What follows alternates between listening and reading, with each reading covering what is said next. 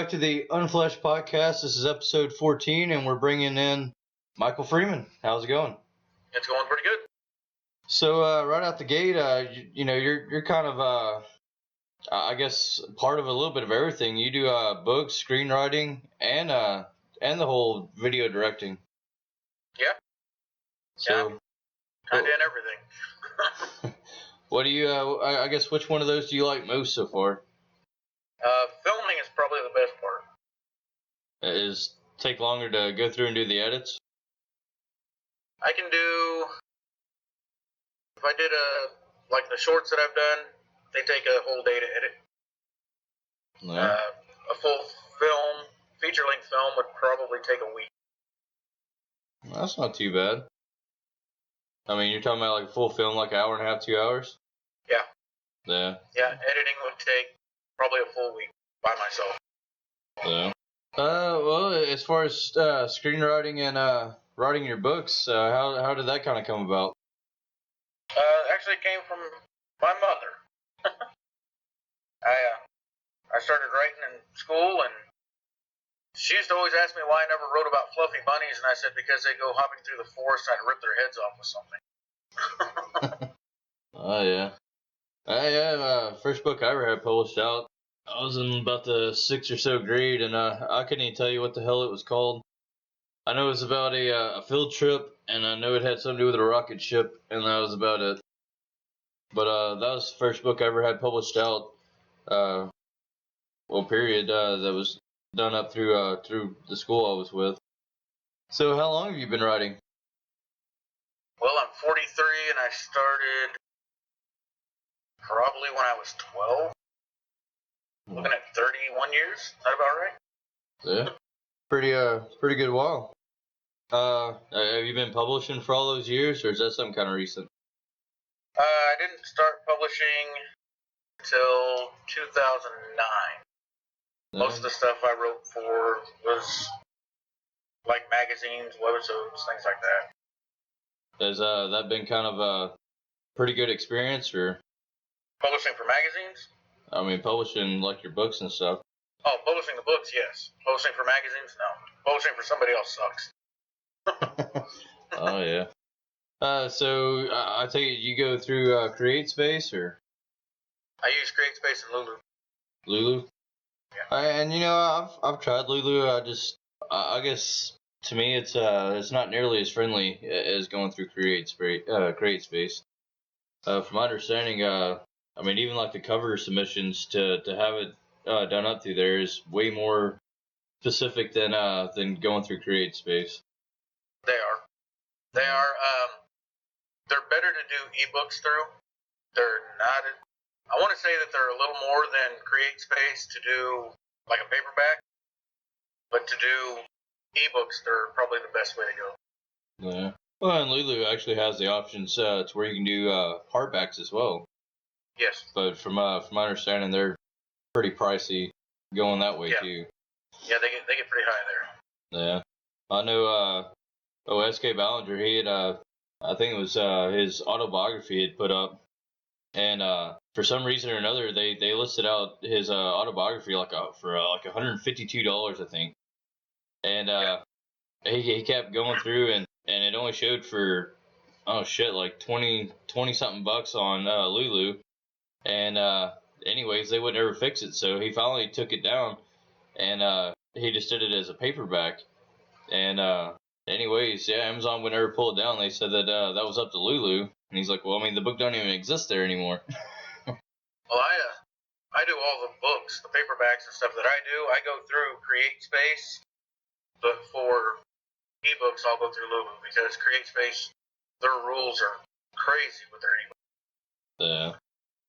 Yeah. I use the KDP, I guess, going through for my ebooks, and also been using that draft to digital. That puts your book in a ebook format to absolutely everything, Nook, your Kindles, etc., and that actually makes it to where you can go like on Barnes and Noble online or Books A Million online, etc., and be able to get it from there. And like CreateSpace, if you go you get the distribution packs where you can actually put your paperbacks through there, but it doesn't allow it to where you do your ebooks through it. Yeah. So that draft to digitals, it's pretty cool. You can actually go through and you set your own prices and all that stuff, and then they have so much of the royalties that they take from it. But yeah, they go through Kobo and oh shit, a little bit of everybody. So I guess a good question would be how would you be able to like characterize like I guess your writing? I'm not afraid to write anything. I've written comedy, drama, horror. I like horror the best. Action's okay. It's pretty close with horror. I'm not sure which writer I'm closest to. It's just something I started when I was younger, and I guess I developed my own thing because I write across genres. I don't just stick with one. Yeah. And as far as your script writing, does that usually take longer than writing an actual book, or? It did when I first started doing it. The first screenplay I wrote was Feline, and I wrote it in '96, and I wrote that on a word processor, and that took 3 months to write. Oh shit! But I can take a regular screenplay now with the computer programs that I have, and I can completely take a book and turn it into a screenplay in a matter of a week. Yeah. And I've tried to do that. I mean, well, you've seen that I had the one that got turned into the short film, and then actually one of the first books that I ever did out was actually done up in a screenplay, which actually that it's sold as a paperback on CreateSpace and Amazon and all. And their guidelines and they're just crazy. I mean, it's very specific on like this has got to be so far, from the right side of the margin, so far on the left side of the margin. This has got to be centered. This has got to be bold. This is italic. But it basically takes away like it's basically like a book taking away all the details, and they want to know like, okay, this is an outside scene, and they want dialogue. Mm-hmm. So I don't know. I really had a hard time with that. And it's probably something if I did enough that I could probably get on a decent level with it. But just through the experience that I've had with it so far, man, I'd almost rather just either pay someone to do it for me or just not do it at all. That's the thing with screenwriting. You either love it or you hate it. Oh yeah. I've talked to so many people over the years, and they're just all about that. And they do this, for screenplays and all that for like, kind of, I guess like plays. And I guess that would be written the same way, but it's definitely it's kind of loss of interest for me. Usually when I write one, I'll write the short story completely, and then I'll go from there, and then that's when I start picking it apart and turn it into the screenplay. Yeah. Here's a question that I ask absolutely everybody. What is a question that you are never asked, but if asked, would kind of help define you? That's a good question. Question I've never asked.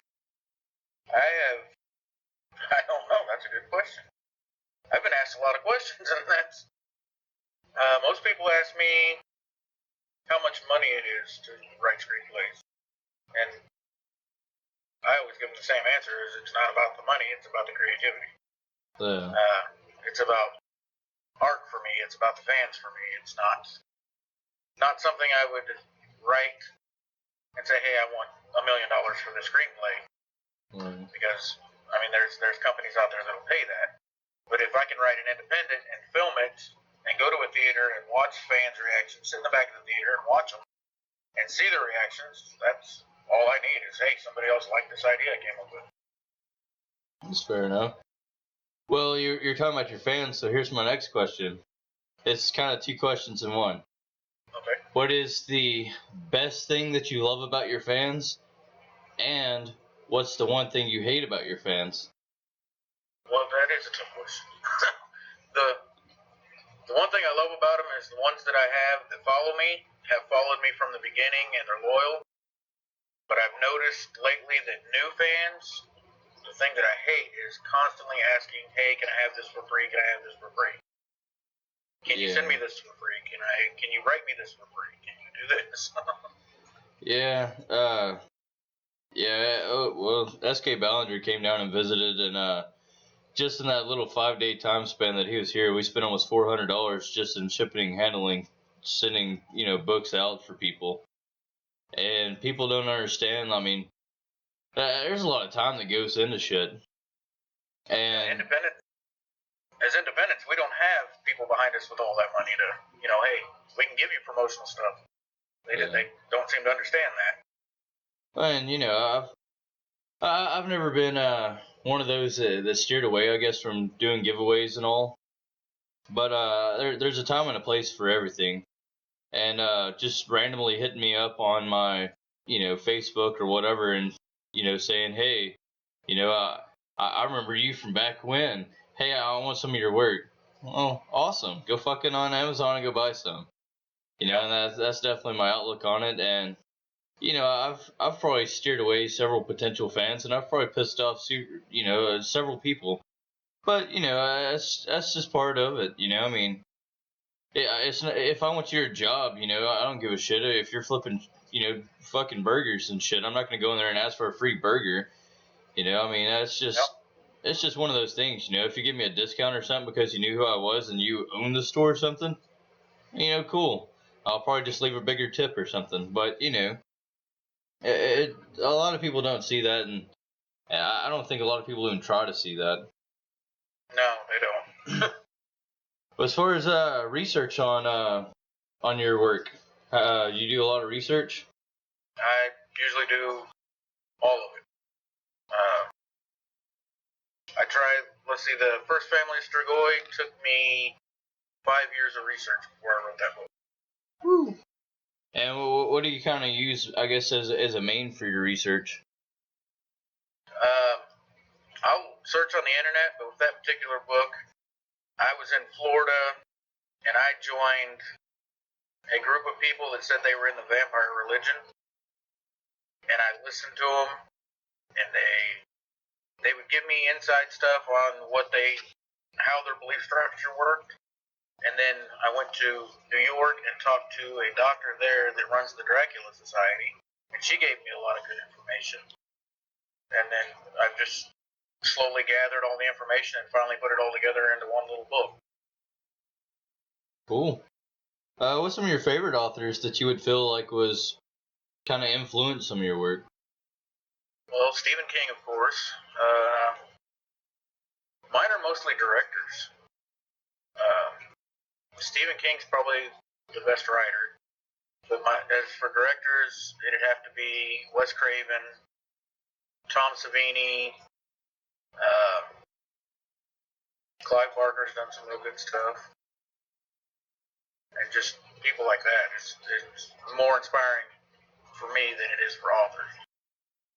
Well, what have you found that's most useful whenever it came to learning to write? New formatting.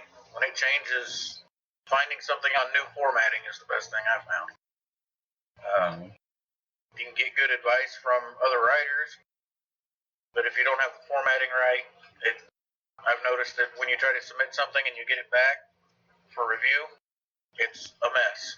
And you have to go through it and fix it all again. Oh, yeah. What's your typical format that you go with? I usually do the 6x9. And on the ebooks, you have to remember, if you're self-publishing ebooks instead of going through somebody, you have to remember that you have to do your headers 1s, 2, and 3s, or it doesn't separate the pages right. And if you put pictures in, you have to anchor the pictures, or they'll float all over the place when somebody opens it. So that's right now. That's the challenge, is learning how to do the ebook publishing. Yeah. Let's see here. Are you doing like full time or part time as far as your writing goes? I write almost every day. My school just started back, so I have to kind of divide that up now.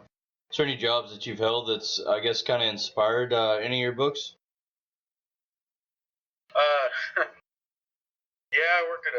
truck stop for 7 years. I was a night manager there, and I don't know if you've ever been to a truck stop at night, and I mean overnight, not night, overnight. That's when the crazy people come out, and I've gotten some ideas from some of those. Yeah. Your writing style, from what I've gathered on things, is kind of I guess, 70s, 80s style. Well, especially for your horror. And you'd actually sent me a screenplay at one point, and I want to say it was a Frankenstein screenplay that I kind of, thumbed through or whatever. Well, what's with all that?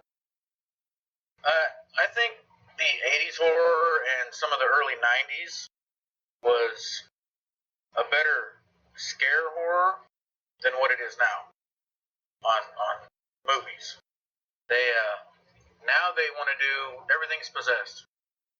I mean, everybody's possessed now. But they don't have any good slashers like Jason, Freddy, Michael Myers, any of them. They just kind of died out in the early 90s, and nobody ever brought one back.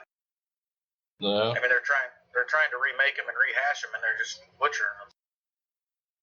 I definitely agree with that. I've actually talked to someone earlier today on a podcast about that, and I honestly believe the only remake that they made that was worth the damn was the Texas Chainsaw Massacre. Yeah. And yeah, I mean, Jason, you got him turning on lights, setting booby traps, all kinds of shit. You got Michael Myers following a white horse and his, ghost mother and screaming die. And yeah, it kind of ruined it for me. But I really think that these new age, I guess what they classify as horror, is more along the lines of a gore factor. So it's almost like trying to bring, if we bring a shitload of gore, then that's going to be that shock factor. And it's really just not shocking. I mean, because it's expected. Yeah. And everything that I've seen, I guess in the last, probably even 10 years, that's been worth the shit's been actually overseas films. They redid Japanese films that turned into The Ring and The Grudge. Whatever. I thought that was a decent, I guess, approach on things, but it's definitely not like the original Freddy Krueger or Michael Myers or Jason Voorhees or any of that. So yeah. I watched The Lazarus Effect the other night, and that movie was horrible. Everybody was telling me, "Oh, it's so scary, and I sat through that entire film, and it was terrible.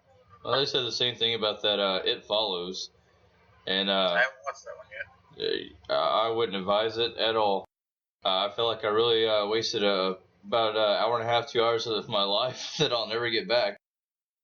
And I mean, well, the way it starts out, like it had potential. Yeah. And it just started going south from there.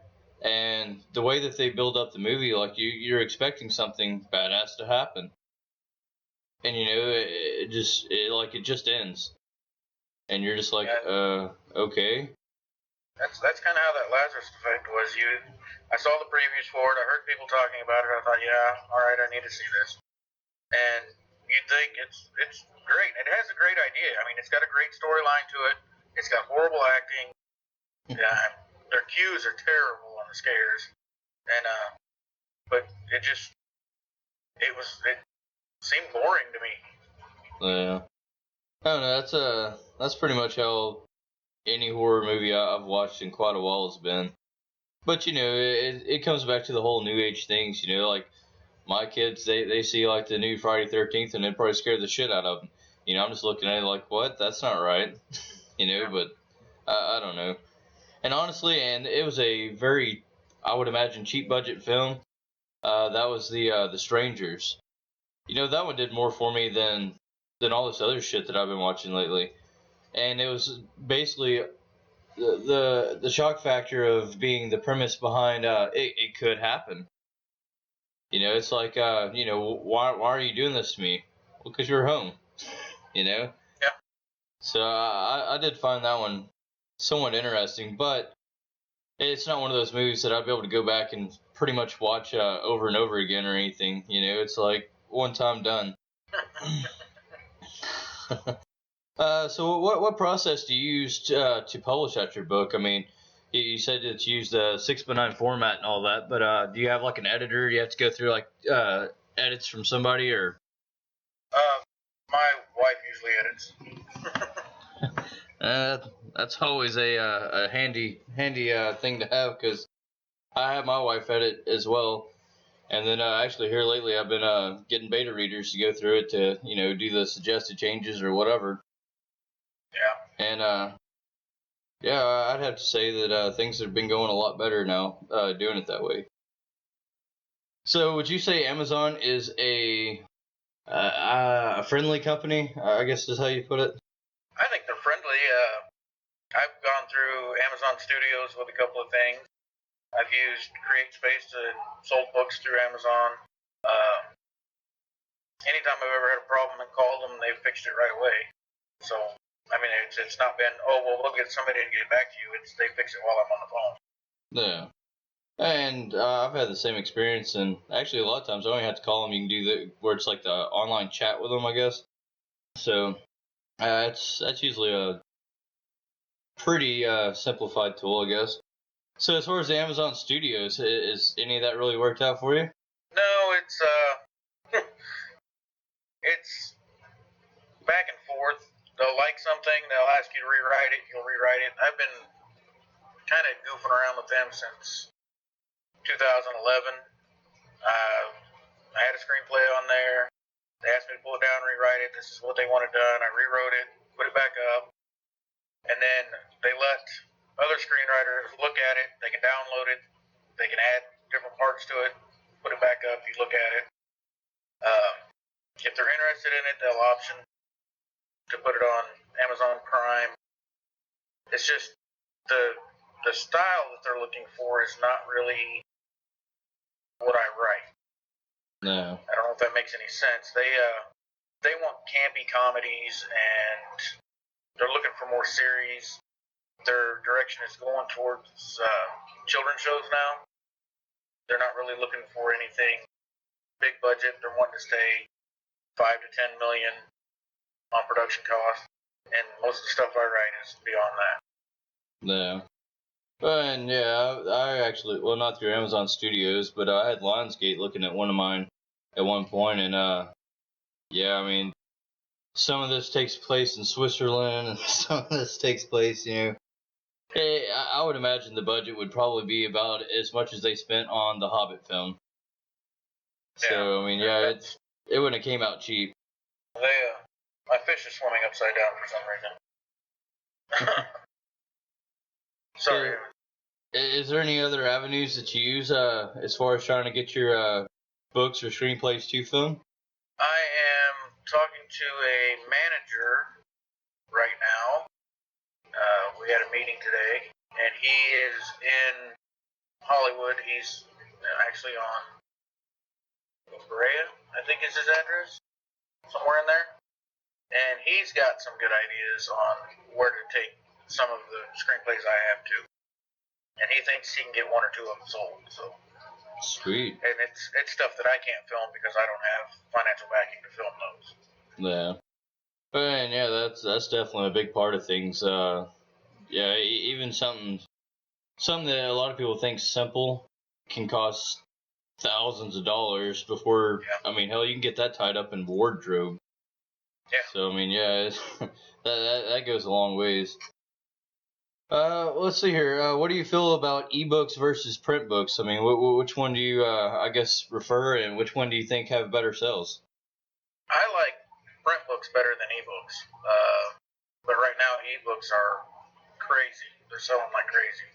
And China has opened a market for ebooks for overseas authors that is $20 billion that they're looking for writers to submit their stuff to. But getting international rights is crazy. Oh yeah. But I would much prefer have a hard copy of a book than I would an ebook. No. When I spend enough time on my laptop, doing podcasts, writing, editing, etc. I just my eyes don't want to take it. I don't want to sit there and try to read anything on a screen because I spend so much time with the screen already. So, and on the ebook thing, yeah, it's like this past year I got my forms for my tax, and they're starting to do it to where you're paying taxes for it's like European taxes or some shit now. So yeah, it's kind of gone a little different these days. Yeah, it's not. I don't know if I want to stay with the ebook market, but I know that's where the sales are right now. Yeah. But do you write more of logic or intuition or a combination of the two? I think it's probably more of I think it's a combination of both. I try to throw comedy in there. Yeah, it's something that could happen, or you'd think could happen, but it really wouldn't. And then I've got to have one character in there that's got to be the smartass, the sarcastic. Yeah. What's some best ways that you found to promote your work? Social media is probably the best. I have went through the local bookstores here, the library here. Where else have I gone? I think that's pretty close to where all I went. I mean, I don't push hard to make sales. I've had some books in the local bookstore here. Yeah. What's some of the current projects you're working on right now? Right now, I am working on a short film called Twisted that I've rewritten 5 times now. Because characters keep changing, actors keep changing. And I'll tell you what, working with actors sometimes sucks. Yeah, that's definitely got to be kind of like an expensive babysitting. Yeah, it's sometimes they're just too much drama than you can handle. Oh yeah. So what would be some of your favorite books that you've actually read? When I was in school, I used to like those choose your own adventure books. I think I probably read that entire series. And then lately, the last good book I read was called The Deviant Mind. And it was about a guy that didn't know he was a psychopath until he committed his first murder. Who wrote that one? I may have it around here. It was a college professor that actually wrote it at my school. And they published it, and it was one of the required readings from the class. And I read it and thought it was the best book I'd read in a long time. Yeah, it definitely sounds interesting. Is there any other authors that you've actually got to, I guess, really get to work with or so? Not that I've gotten to work with. I've talked to a ton here lately. I've talked to Sean Hogue, Brandon, you, SK, and probably 30 or 40 others. Yeah. I've gotten to talk. You had actually started up a magazine or an online magazine.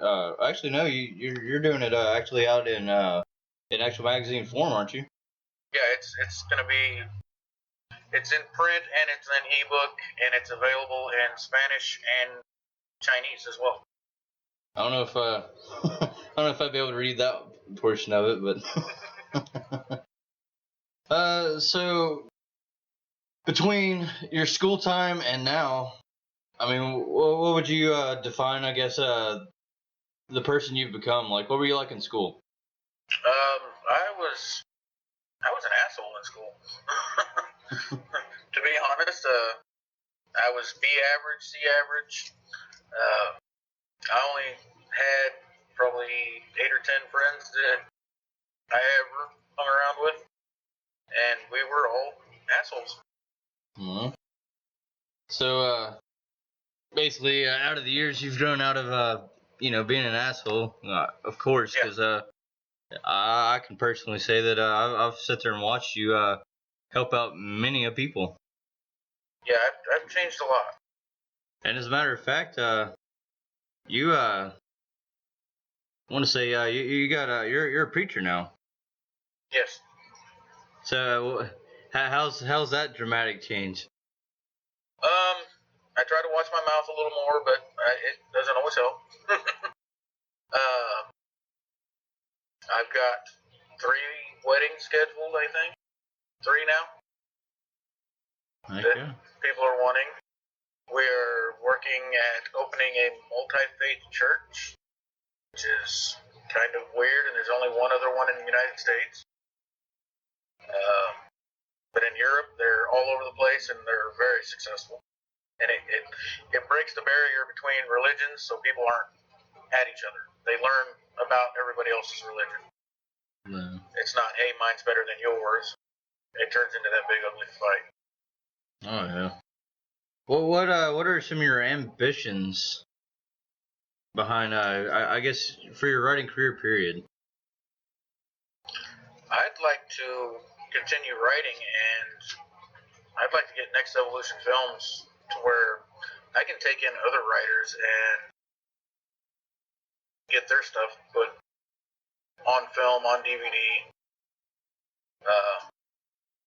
But me doing it by myself is not going to work. I mean, that's the big thing is if I can sell something, I can go bigger, I can get a bigger studio, and then I can help other guys that are wanting to transition either from writing books to screenplays or from screenplays to books or however they want to do it.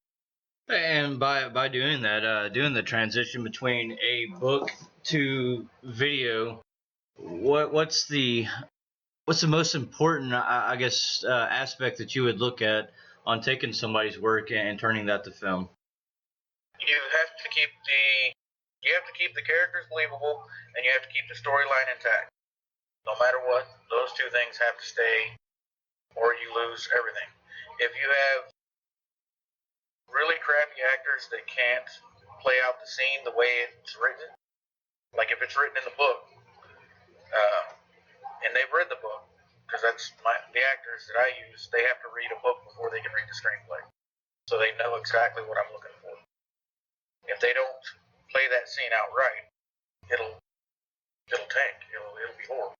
Yeah, and I guess that's always been one of my fears as far as anybody actually going to grab my stuff and turn it to film, because there's always so much loss between the transition between books and the film. And I'm a big Dan Brown fan, and I was reading his series, and it got down to Angels and Demons, and it was an awesome book, but man, they left out like major characters whenever it came out to the movie, and I mean it was very disappointing. It definitely it made it to where I didn't want to watch no more of those films. Well, that's what I don't like about some of the films is they'll cut out really important parts that were in a book. They'll cut those parts out just to edit for time. And when I film something, if it runs 2 hours by the time I'm done, as long as all that's in there, I'm good. If it has to go 3 hours, then as long as the whole story's there. I'd rather them take one of my books and turn it into a 2-disc movie than to go through and edit to where I'm losing main characters and stuff. I mean, that's just crazy to me. Yeah. So yeah. I think that's what Stephen King did with The Stand and Desperation. He didn't want to lose what he had in the book, so he had them break it up into a miniseries. Yeah. So out of your writing, no matter screenplay, your film or books, what would you say is your main character? My main character? Like the one that's I guess been your favorite character for everything you've wrote. I like my bad guys. And it's not usually the lead that I like the best. It's usually the underdog, the one that you don't expect to pull something off. I seem to like that character an awful lot. Actually, I'm working on something now that has a character like that, and it is probably my favorite character. And I get upset when I say I got to kill that one off.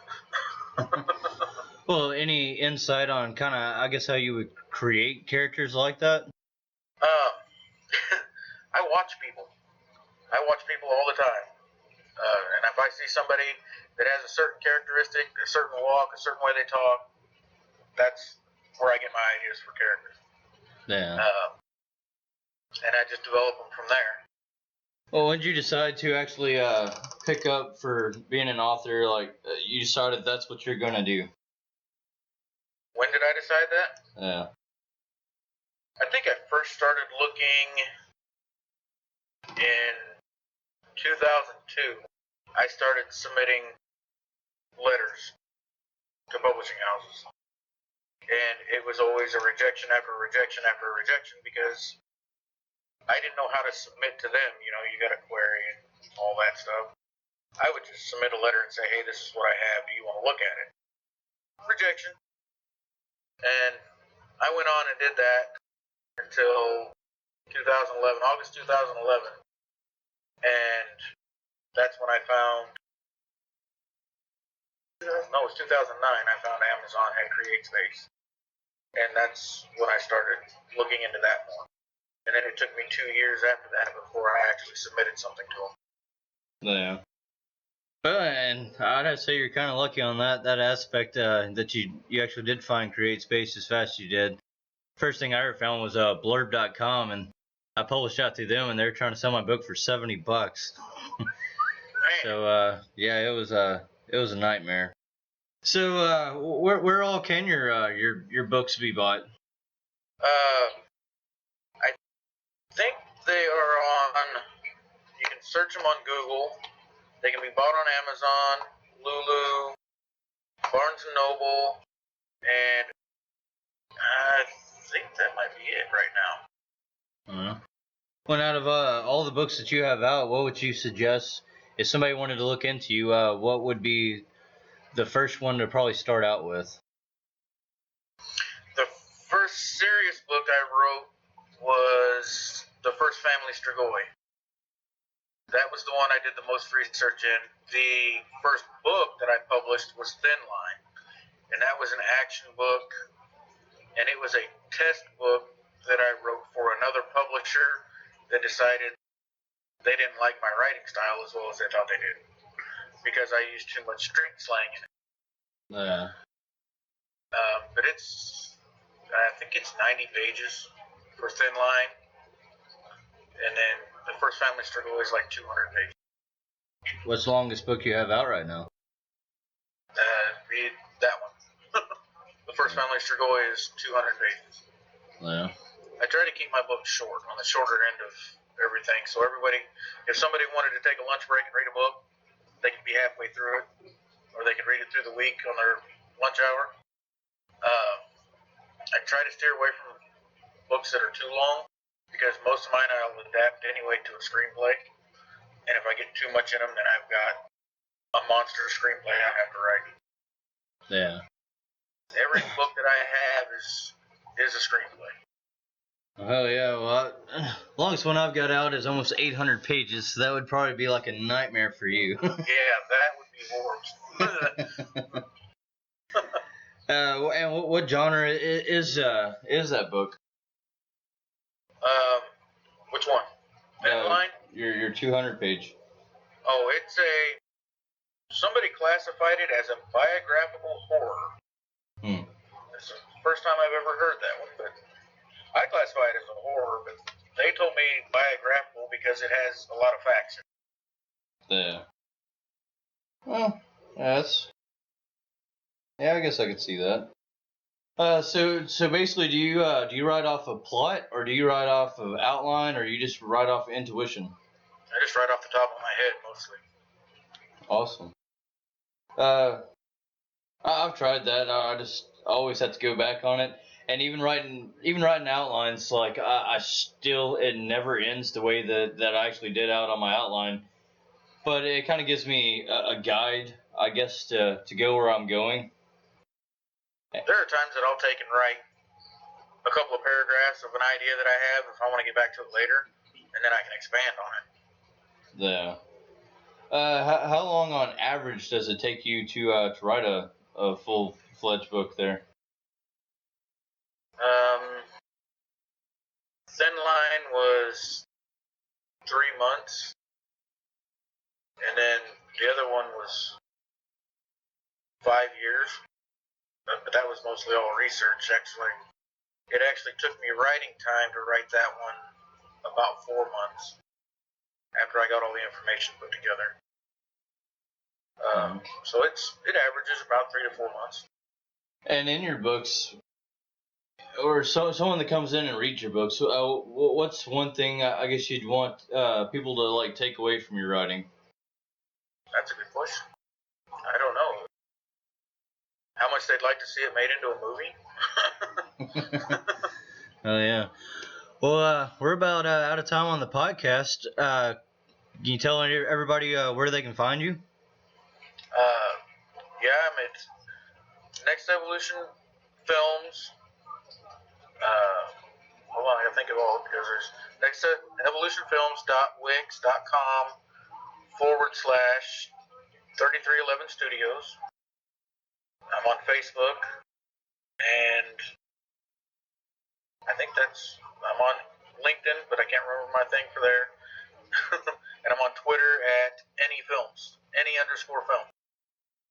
Awesome. Well, definitely thanks for coming on to the show, and this will actually air out. It'll take a few days because, like I said, we usually do one a day, and you've done 4 today, 5. Yeah, so it'll be a few days for this goes out, but basically I'm gonna edit the first one that we did today, and then I'm gonna go through and edit the rest of them tomorrow, and that way I can just go through and submit them out. And what I'll do is I'll tag you into the link, and that way you can share it to whatever you want, and yeah, pretty much do whatever you want with it. Okay. Alrighty, well, thanks again for being on the show. No problem. Burn you to the ground, burn you to the ground, burn you to the ground, burn you to the ground, burn you to the ground, burn you to the ground.